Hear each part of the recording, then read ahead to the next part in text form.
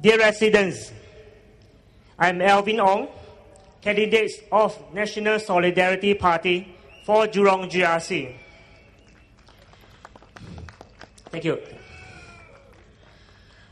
I am glad to have the chance to stand on this platform to share my passion for Singapore. As a Singaporean, I am very concerned about the affair of Singapore and wants to change for the better. Recently, our union chief, Mr. Lim Swee Se, has reported to have said the minimum wage have no effect in helping our low-income families. Perhaps he have mistaken the value and importance of safeguarding the basic rights of low-wage workers and do not understand the purpose of minimum wage.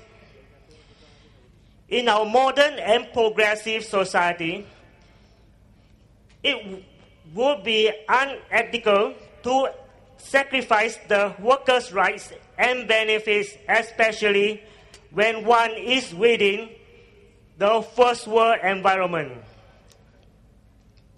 While Singapore GDP may be appreciated by about 15% this year, the general wage of most workers have remained stagnant, and symptoms of declining, especially the lower unskilled workers.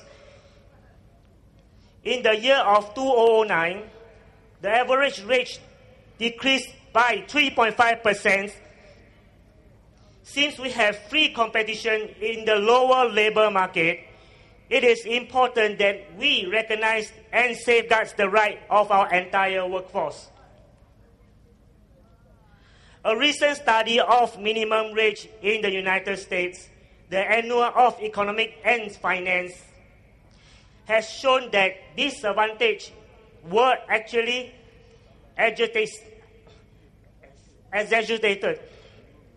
The most common objection is to any increment in the minimum wage are mainly from small business owners.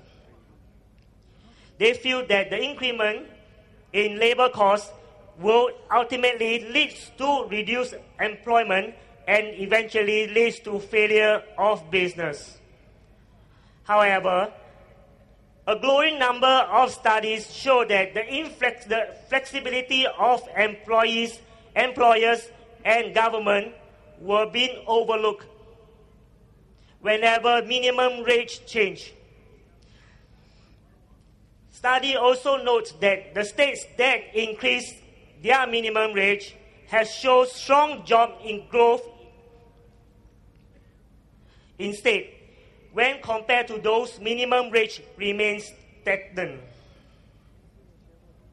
Moreover, the risk of business failures did not increase whenever there is an increment of the minimum wage.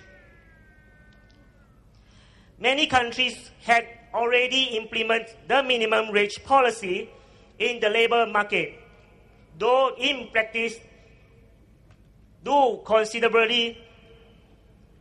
The pertinent points include minimum wage policy prevent wages of lower income from furthering downwards revision.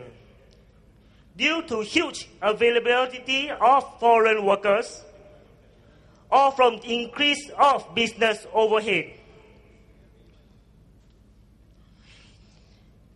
It helps to improve workers' confidence in the seeking of variable jobs and encouraging unemployed to seek alternative employment such as contract works instead of waiting for more permanent jobs and higher pay position. It established a fairer employment environment for all workers. It motivates the low-wage laborers to perform better to achieve a higher productivity, which would contribute towards better economic growth. It helps to reduce income gaps between the rich and the poor by increased spending power. It reduced the number of families require social assistance from the government and therefore reduced the volume of social problems. It is undeniable that Singapore would continue to rely on foreign labours to feed our industry for the sake of the economic growth.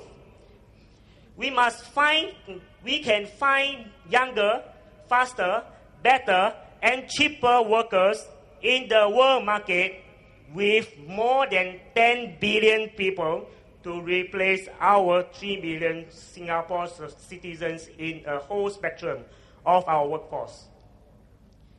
This will definitely put the pressure on our wage and thus the standard of quality of living of our citizens.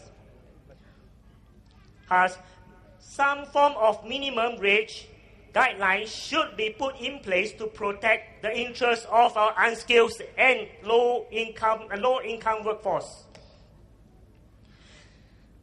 Since the level of minimum wage will depend much on performance of the national economy, such statistics can be used to help government to gauge the impact of the labour demand.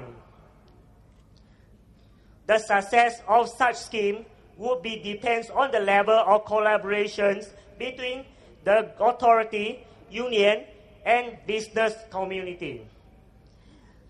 At the same time, skills enhancement training should be extended and easily made available to all workers with generous subsidies.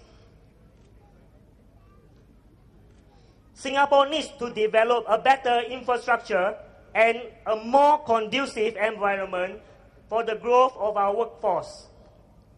A skilled workforce is more productive than an unskilled one. The current influx of cheap foreign workers reflect poorly on our productivity and on the success of the government program to enhance productivity. It is therefore essential that we do not step backwards to accept the low productivity performance of those foreign labourers if we are to sustain ourselves as a first world nation. Therefore, I sincerely urge Singaporeans to stand united to make our voice be heard. This is for our generation, for our future generation, that is going to join in our workforce to earn a living. It is time for us to send a correct message to the PAP. And now, let us move forward together. Vote NSP into Parliament. Thank you.